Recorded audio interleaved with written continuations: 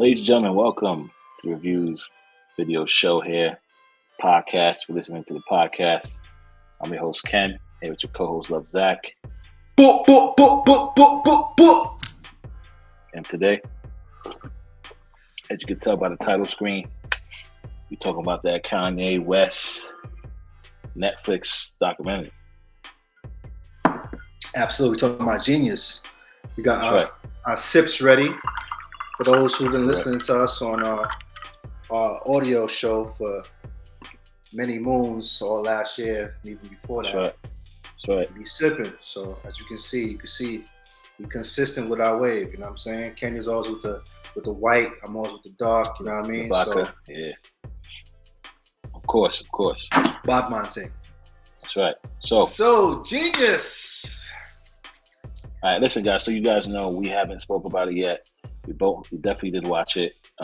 This is the first time we're gonna get into and discuss about it. So my reaction is as live as everybody else's. Same for his. This is not pre-rehearsed, scripted, none of that. We don't do that shit. You know what I'm saying? We come at you straight with the grill.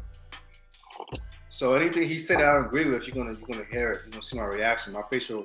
I'm a very facial expression dude, so you can tell from my facial expression if I think what he's saying is total bullshit. If I totally agree. Right. Nah, I want to hear what you got to say first, bro. Talk to me. I go first. All right, I go first. As you guys can see, I'm here rocking hip hop right now. Yeah, he on his chic loots right now. He on his Jada-Kiss image right now. His locks vibe. It's the SP, the ghost. Look at this dude.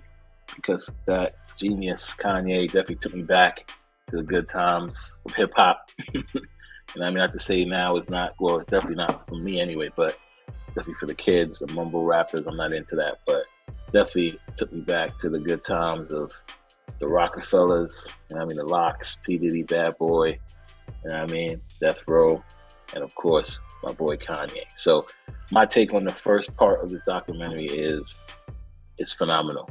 To see the beginning, the start of Kanye, yeah, of course, because of, the time this was recorded, we got the little ratio. The 4x3. Yeah, so I can't stand that shit. Yeah. I know your words will be on that, especially with Justice League. Yeah, Justice League, the Zack Snyder show. Yeah, we had the biggest debate about that shit. I was tight about that. So all I'm saying is I can't wait for this shit to get full 16:9. I'm like so pumped and can't wait to see that part. But to see the origin story, more so about Kanye. I mean, we all heard about it. We definitely all knew somewhat about it. But now to actually see it is pretty cool. And for Kanye and his boy Cootie, I hope I'm saying his name right. Cootie. Yeah, Cootie. Not Cuddy, Cootie. Cootie, yeah.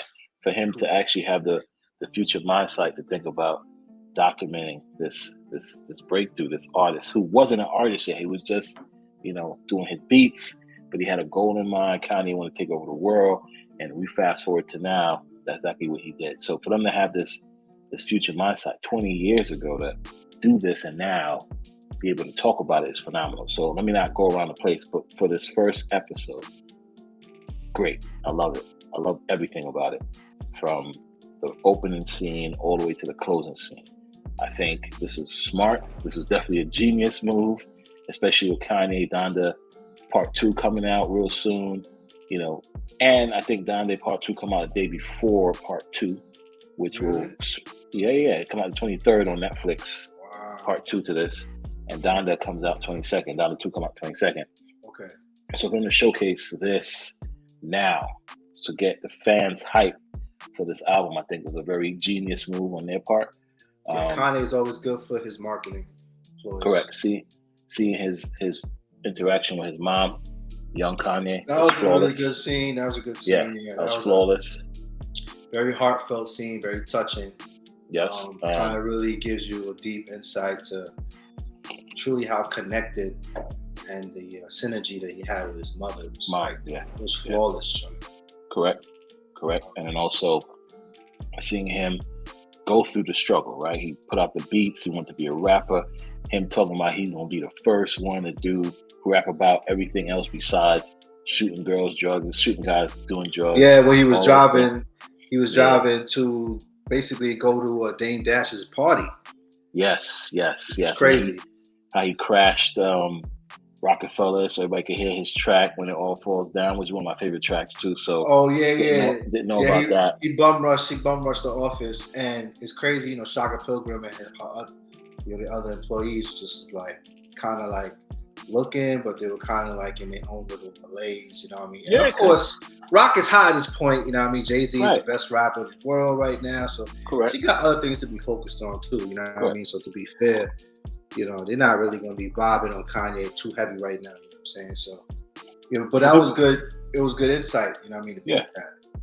Yeah, and for people to almost, you know, pass him up, didn't want to sign him, you know, Dame Dash like, yeah, you can make beats with my guys, to the very end of the first episode. Him actually signing him, and we actually see in the backstage, we seen Beyonce back there.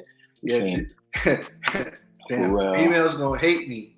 But that was a great scene, because you seen young Pharrell, even though Pharrell was already established in the game, his ethos was still in the very beginning and stage, because, you know, people just knew Pharrell just a ridiculous ill producer, you know what I mean, that basically was bringing in a new sound, a whole new sound, you know what I'm saying, with the Neptunes or whatever, which they gotta do a documentary on Pharrell, you know that's gotta happen. And then to see Bay, you know what I mean, on some bad status, I don't no disrespect to the queen, but at the time of the clip, she's a bad joint. She's a little bad joint. The backstage joint. And you already know it showcased that, you know what I mean, your man Hope had that joint, you know what I mean, had that joint cuffed right there, like, Scoop babe. You know what I mean? This is my little joint, you know what I mean? And I see the future in her, and I'm gonna just cuff that real quick on this Brooklyn, like, yo, this is mine. You know what I mean? So that was a good Easter egg, you know what I mean? Like, correct, I agree. That was fire. That was a fire Easter egg right there. Like, damn, you know, Kanye looking like a little young boy. He just like, yeah, you know, I'm here for the Dynasty tour. You know what I mean? He just sipping his joint, just looking bright-eyed and shit. And then Pharrell walks in on his Bodman, like, yo, what up? But still on his cool flow, you know what I mean? And then you just see Bay in the back, like a little bad joint. Like that. That's crazy. Look, Beehive will try to come for me because I'm calling Beyonce a bad joint, but just be chill. We're talking about at that time. Correct. Yeah. The origin. At that time. She wasn't. Not now. She wasn't Queen B yet. You know what I mean? Be chill. Beehive, don't come at my joint. Be chill. Yeah. So that's basically my take on it. I definitely give it a high rating. I'm a big fan of Kanye. You guys heard all our podcasts we did prior to this. Been big, huge Kanye fan, especially 808 Heartbreak is one of my favorite records to listen to, because I was going through heartbreak at that same exact moment, so it was flawless for me. Of course, I love all his college dropout tracks, his albums, and then fast forward to everything he's done, including the latest project, Donda, you know what I mean? So Kanye really is, I'm really, really big fan of Kanye. So I'm definitely not biased on this, but I definitely like this documentary, like I said, because we get to see young Kanye, we get to see Scarface slam him when he won him on the track. Time out. Audience, the move that Scarface did in the Stews is a typical Ken move. He don't want to do shit, but he's not going to tell you no. The scene where your man goes, how many joints you got? He's like, yeah, I got the family business and Jesus Walks. So how much you want to put on the CD? He goes, just put both of them on there. He's like, yeah, so you don't think you give me a verse? He's like, I don't know, you know what I'm saying? I gotta pop it out. I'll be back. Yeah, I'll be back and just leave. So no timeline, no I'm coming back, or any false promise. Just I'll be right back to it. Don't come back. And even hit you with the sanitary judgment, like, yo, what is that? Oh, that's my retainers. And he's just looking at him like, are you sus? Like, you put your retainers on the studio table with no napkins, no nothing? No nothing. Okay, no nothing. That's all you, Captain. I'm not saying nothing. I already asked my question. Scooby, you know what I mean? But my take, I think the best scene really is when you get to kind of see Kanye's reaction to Rhyme-Fest. I get to see the core of where he really developed his skills, you know what I mean? You see Conscience there. Everybody know that Conscious, Ron Fest, situation with him and Most, Talib Kweli. You gotta listen, you gotta talk about him. You know what I mean? When they backstage and you see, you know what I mean, they run up on Most, they go, Most with the 2 words, and then Most just drops it, you know what I mean? Drops his joint so flawlessly. Representing Brooklyn. Grease! They need to do a documentary on Most too, joint, because he's a prolific lyricist. I agree. Point blank, period. Totally agree with that. Talib Kweli, you know, Black Thought. I mean, that time, oh my gosh, you know, the Tribe. I mean, listen, man. Yes. We could do a whole joint on that, but, you know, as many faithful that's probably watching this, you know, see this and totally agree. But that interaction with Mos Def, Talib Kweli, and Kanye, you can kind of really see how the vibe, but most importantly, the humility in Ye, you know what I'm saying? Because he knew he was around legendary artists, you know what I'm saying, in terms of the lyrical ability. Yeah. And just to be able to share the same room with these guys and be able to kind of like be almost on level, almost on par lyrically with him was the confidence build that he needed to kind of be where he's at now. So to kind of have that footage and the fact that Hoodie was present in the mind to showcase that was very important in setting the stage for this documentary trilogy. I think hands down his footage is bar none. I mean, you got clips with him, Jay, and you know, Dame on his Dame shit, you know, throwing Kanye under the arm, talking his, you know, his Damon shit, you know what I mean? And you know, that's Harlem right there, you feel me? I thought it was great. I think the only thing is, on a unique level in terms of the first episode, to kind of make it exciting via the cinematography, it wasn't there. Like, it was very start, middle, end. You know what I'm saying? But for me, I'm gonna think abstract. I think Pootie was just like, look, I got a lot of footage. I'm not gonna get too crazy for the first part, but just kind of just lay the foundation of the story. And I'm foreshadowing here.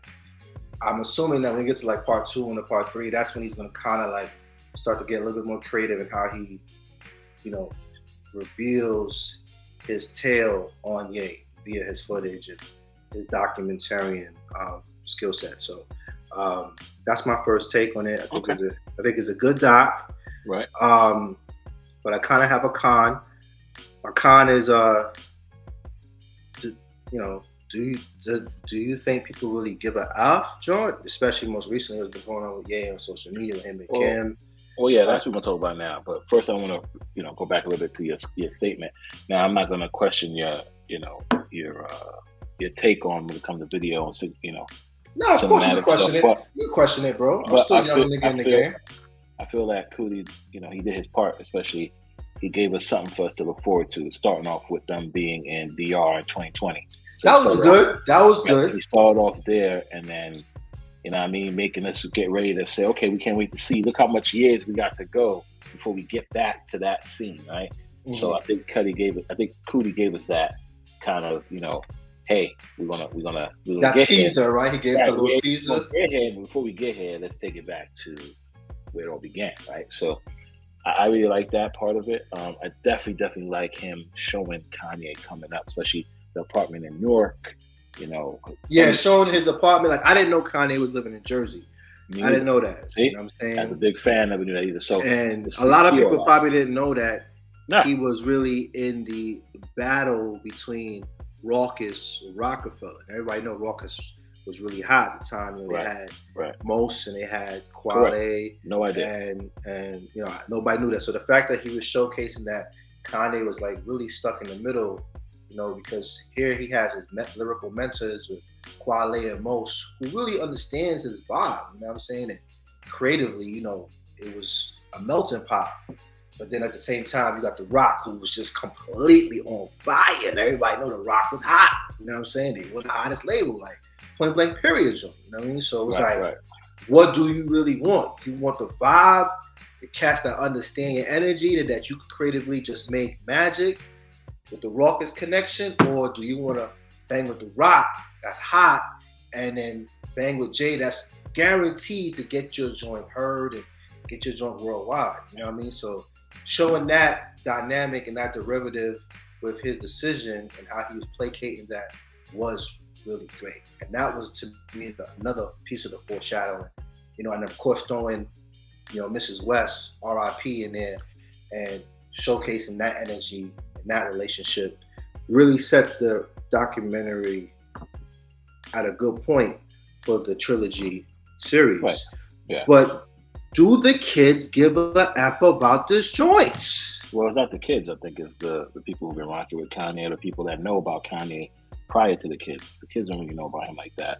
So I think this is more so for everybody else. As regards to, you know, the last thing I'll say about documentary is I felt that, yeah, it would have been nice if they finished with Kanye getting in the accident, right?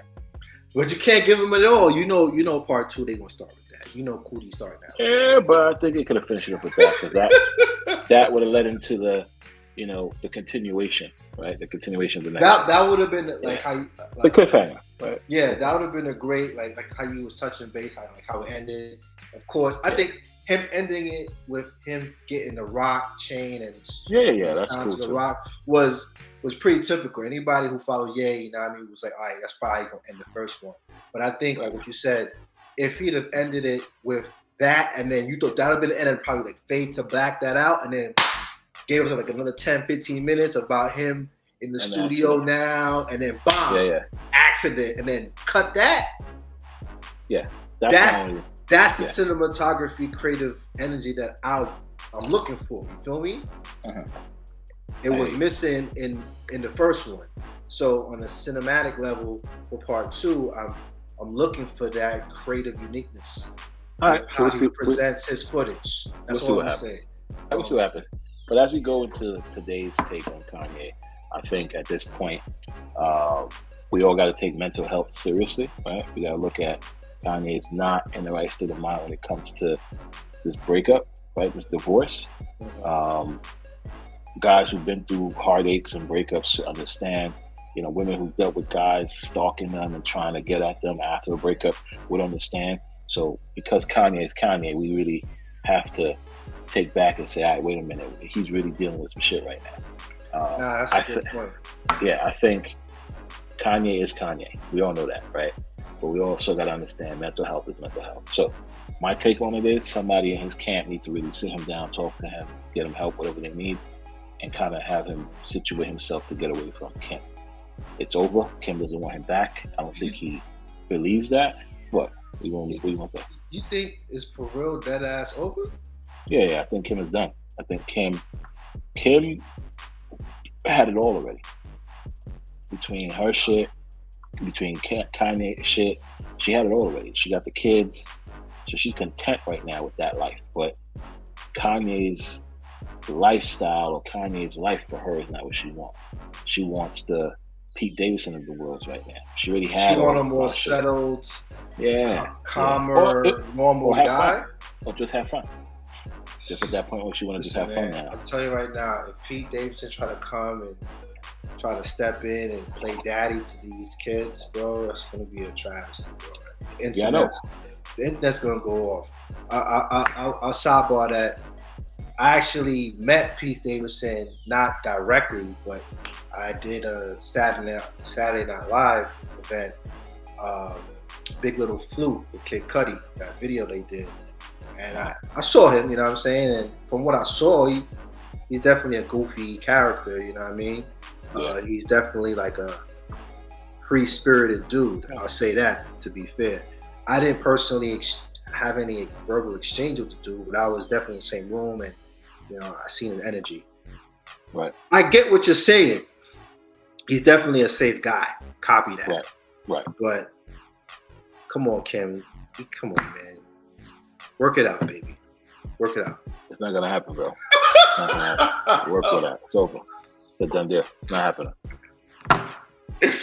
But yeah, mental health is serious. 100%. Totally agree with that. Correct. It is. You know, I got a little brother with his mental health situation. You know, but you know, everybody and everybody's family dealing with something, right? So yeah, you know, good call on that.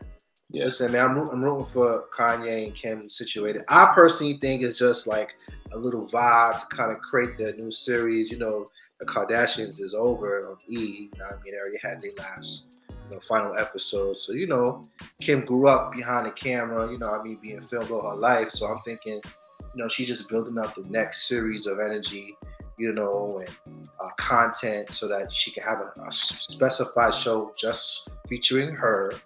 And then once E creates that new contract, I'm foreshadowing future-wise here, audience, that that's where the Kanye and Kim's gonna come in, and we're gonna get to see it play out via her new reality show, which completely focuses on her and excludes her family. That's what I think. I mean, we'll see if that happens. You see Kim's face? Like, let's go with that shit, nigga. I'm not, bro. I think it's done. I told you, Kim is ready. She gotta go forward. She's not doing this shit no more. She's like, yo, I want to have a good time. Pete Davidson is light. He's keeping it light. I mean, let's be real. Pete Davidson has been smashing all these chicks in the industry. So we don't know what. That's the confusing part. It's like, it's crazy. Now you have a yin and a yang with two celebrities in the industry who just been slaying ting left and right. And you're like, yo, one, the yang is Nick Cannon. Right. And then now two, the yin is Pete Davidson joint. Both, correct. Goofy dudes, been in the industry for many years. Right. Kind of inauspiciously, people don't really understand how they got to where they got to, quote unquote, even though Nick's been in Nickelodeon from when he was young, blah, blah, blah. But still, everybody's still kind of confused. Like, damn, how Nick get in? You know what I mean? It's kind of the same with Pete Davidson. You're like, yo, how this man get what he got? Like, what? And then you hear this, like, these cats is just dropping pipe on, yeah, like, what? I mean, motherfuckers in that. Wicked boy. Wicked. Yeah, so that, I mean, I understand that. They're doing something. They're doing something. So it's what it is. I mean, listen, honestly, I would love Kim and Kanye to get back together, but at the end of the day, man, it is what it is, man. I think Kanye needs to understand that it's a wrap and just move forward and focus on what he needs to focus on. Have a good time right now. Enjoy his kids. Take care of his kids. Somebody get him some help, mental health, serious, like he said, and go from there. Because Kanye got the money and the means to make anything happen. I saw the tweet, the text, whatever that Kim put out saying, hey, be careful what you say about Pete because somebody out here gonna do some. Yeah, and that's the truth. I don't know. I'm calling BS on that, but we'll see how it play out. Bro, Kanye's fans will go ballistic on Pete Davidson right now.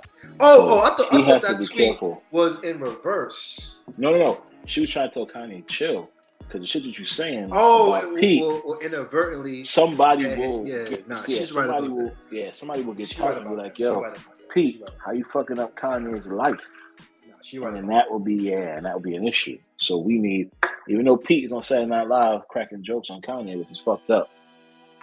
Honestly, I haven't seen any SNL episodes recently. I ain't seen it either, but I seen the clip. He put a hat on talking about, make Kanye 2006 again or some shit like that. What? Yeah. Fab.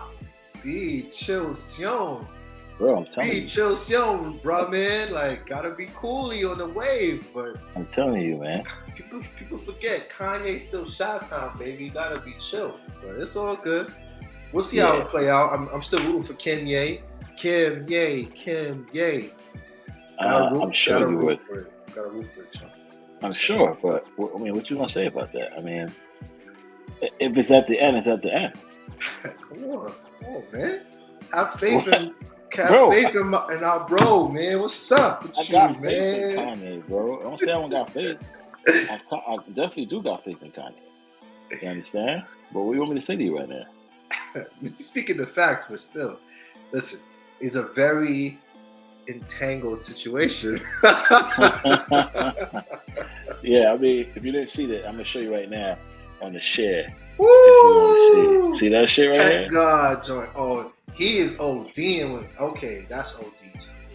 Yeah, so that's basically what happened. So, right. Respect to that. So you understand that. That's what he did. I ain't showing the skit, you know what I mean? But just so you know, that's basically what went down. You're not trying to get clipped out here by NBC. You know what I'm saying? Like, yo, what are you doing? Right. What are you doing, bro? Don't be showing that shit. But to go, so we don't stay on this too long, Kanye's new album comes out. It's going to be exclusive on STEM Player, which is Kanye's technology device, his service. I didn't even know that. So you can't be secrets on my joint. See? Nah. He mentioned it 17 hours ago, a little bit more than that. Okay. And of course, us being the tech people we are, we could wait. Somebody gonna put it on BitTorrent. Somebody gonna put it somewhere we could download it, all that good shit.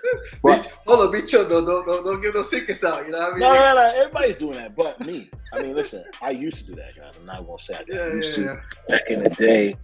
You know what I mean? When I had time on my hands, I would acquire everything I needed. You understand? No, facts, yeah. Build up my whole the dark net lord, yo. My whole iTunes library was built up from that, bro. When Jay-Z dropped, which was it, 444?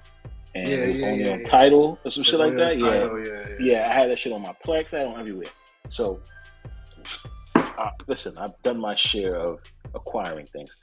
But as I got older, as I got more responsibility, I have no more time, I've gotten to the streaming services, Spotify, Apple Music, et cetera, et cetera. So, and YouTube Music. So when he said that, about now 24 hours now, he said that it's only going to be on STEM Player. I did the most fan thing I could do, and I ordered his STEM Player for $200. Wow. And it should be here before the album drops on the 22nd. So wait, it's an actual physical device. Are you dead ass? I will show you that as well. Welcome to the world where we can do this stuff now, huh? This is crazy, bro. It's not crazy. I mean, listen, I'm going to do my own. So it's an audio device. Is it kind of like an MP3 player or something like this? That is correct. So take a look. What the hell, son? You take a look at this. Joking, this is it right here. Oh my God. You can control everything now. You can control the vocals, the drums, the bass, the sample. I know you've seen a video clip of Kanye. Doing joints. Travis Scott be doing that too. You know what I'm saying? So this allows you to do all that, but it is Bluetooth, haptics, all that good shit. Again, bro. It's $400. This guy Yeezy is really a genius, my nigga. Yeah, so we want to get up on there. Wow. I need to come to your crib and have a listening session with you on the joint, bro. Yeah, for sure. That'll be the plan. That's crazy, bro. When I get it, I'm unboxing on reviews. So you guys will get an unboxing. Yeah, we got to do a lot of unboxing facts. Yeah, for that. And then we can do a little bit of streaming and listening to it. But like I said, as a fan, I didn't know that, man. I had to support my boy. And you're going to love that. Love that. So, I don't think nobody even know. Listen, unless you are a straight Yeezy disciple or Yeezy saint, besides them, but you're right. I ain't know about that, bro. We'll leave a description of that in the, we'll leave a link to the description on how to get that STEM Player. Facts. $200. Yeah. So, and basically, so my take on it, my stars on it, like I said before, is definitely a 5 out of 5. I can't wait to see the rest of Jeeh-Yuhs. As it comes to Kanye's current mental status, I really hope he gets some help. I do like the fact he squashed the beef with Drake. Yeah, that was good. That was good. Yeah. The Larry Hoover performance was good for hip hop in certain respects. In other respects, people say it was a gimmick, it was a ploy. But we're not gonna get into all that stuff. That's old news or whatever. Correct. But yeah, nonetheless, it was good to see two giants perform together. So that was awesome. That's correct. And so that's my take. So I give it 5 out of 5. Zach, what you got? 4 out of 5, baby. Only because the cinematic level was pretty child's play. Yeah. It was just origin, start, middle, end, coolly. No true crazy cliffhanger. We expected him to end it at the chaining, you know what I mean, which is cool. Love Zach's Hollywood now, guys. So he needs to see fly shit. He needs to see Tenet level fucking cinematic shit. If he don't see shit going backwards or shit going front, left, center, he gonna be like, nah, that shit is whack, bro. Kill that. You gave me a start, a middle, and an end? Who does that? Get out my face. Wow. I can't even argue with this dude, bro. Damn. Oh my gosh. Ladies and gentlemen, thanks for watching. Get you guys on the next video. Yeah, look up for part 2 when the drop, and definitely we're gonna review that Steph Player live.